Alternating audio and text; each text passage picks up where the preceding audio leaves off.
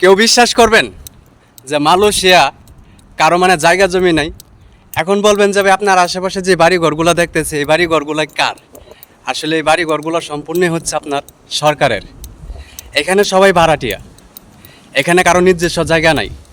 তবে হ্যাঁ, এখানে একটা কথা আছে, কথাটা হচ্ছে আপনার এই যে এই দেশের সরকারে আপনার অন্য অন্য সুযোগগুলো দেয়, আমাদের বাংলাদেশে সেই সুযোগ সুবিধাগুলো পায় না।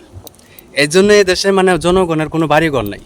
আর এইসব বাড়িঘরগুলো দেখতেছেন, হয়তো কেউ এখানে ভাড়া নয়, কেউ লিস্টি দিয়ে কিনে নিছে, তবে জমি নিতে পারে নাই। একটা মেয়াদ আছে, যেমন আমাদের বাংলাদেশে কিন্তু মানে মানে বাড়ি কিনা হয়, তবে জমি কিন্তু আরেকজনের। এটাই হচ্ছে কথা। তবে আরেকটা সবচেয়ে বড় বিষয় হচ্ছে জায়গা জমি নেই তাতে কোনো সমস্যা নেই, তবে এই দেশে মানে কারোর সাথে কারো হিংসা নাই। তবে বাড়িগুলা কিন্তু রাজকীয়ের মতো থাকলে কি হবে?